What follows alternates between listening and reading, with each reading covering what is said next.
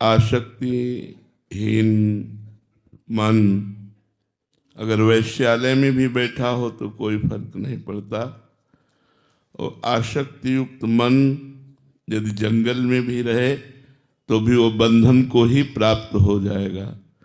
जैसे भगवान ऋषभदेव जी के 100 पुत्रों में सर्वश्रेष्ठ राजर्षि भरत जी महाराज अपने परिवार को, राजमहल को, संपूर्ण राज्य को वैराग्य के द्वारा त्याग किया, पर मन की आसक्ति का त्याग नहीं हुआ। तो एक दिन एक हिरन के बच्चे की रक्षा के लिए उसे उठाया और उसे अपनी कुटिया ले आए, और सारी मन की आसक्ति उस हिरन के बच्चे में लग गई। तो अगला जन्म उनका हिरन का हुआ। ये भागवत में, श्रीमद् भागवत महापुराण में इसका वर्णन है। तो वैराग्य, इनसे बड़ा कौन वैरागी होगा जिन्होंने चक्रवर्ती सम्राट पद, रानियां, पुत्र, महल सब छोड़ दिया, परम पावन गंडकी नदी के किनारे भगवान की प्राप्ति के लिए भजन कर रहे थे, तपस्या कर रहे, लेकिन मन की आसक्ति नहीं गई तो हिरन में हो गई आसक्ति। तो मन की आसक्ति का त्याग होना ही सच्चा वैराग्य है, ना कि बाहरी। बाहरी हम बहुत से ऐसे उदाहरण अपने सहित देखे हैं, अपने सहित, कि वैराग्य की चरम अवस्था को जो तुम देख लो तो तुम कहोगे कि इसे ही वैराग्य कहते हैं।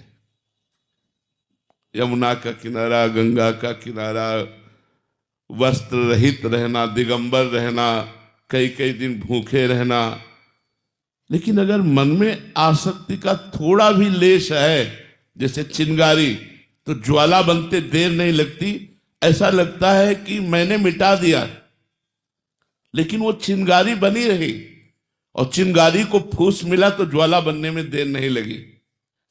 तो मन की अगर थोड़ी भी आसक्ति, थोड़ी भी कहीं संसार में किसी भी भोग में, किसी भी सुख में है, तो बाहरी वैराग्य धारण करने पर भी अंदर से उसे कमजोर कर देगी, तोड़ देगी, वो उसको अनासक्ति से आसक्ति में बदल देगी।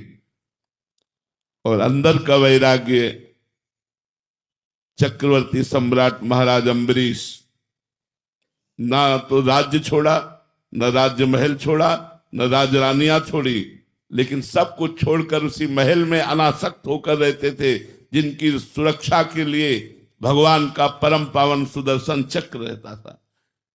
इसलिए बाहरी वैराग्य का भी महत्व है साधक के लिए, पर वो पूर्णता नहीं है।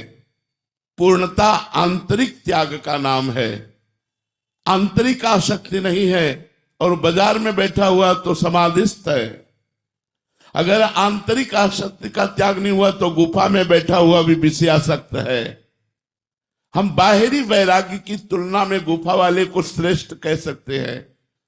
कोई यमुना किनारे रहता है, वो गंगा किनारे रहता है, वो हिमालय की गुफा में रहता है, लेकिन एक अनासक्त घर में रहते हुए भी उस ऊंचाई को छू लेगा जो एक बाहरी वैराग्य धारण किए हुए अंदर से आसक्ति रखने वाला कभी नहीं प्राप्त कर सकता। तो खास बात है, सावई मनः कृष्ण पदारविंदयो, मन का भगवान के चरणों में लग जाना, अन्यत्र सबसे लगाव हटाकर एकमात्र प्रभु में लगाव लग गया तो आप गृहस्थ में रहते हुए भी संत हैं। भगवान श्री राम विभीषण जी को संत कहते हैं। विभीषण जी ने बाहरी कोई वैराग्य नहीं धारण किया था, लेकिन अंदर से पूरे अनासक्त महावैरागी। रावण की राक्षसी पूरी लंका में रहते हुए भी ऐसा भगवान से आसक्ति कर ली कि भगवान देखते ही कह रहे, तुम सारीखे संत प्रिय मोरे, धरऊ देह नहीं आन निहोरे। तुम्हारे जैसे संतों के लिए मैं अवतार धारण करता हूं।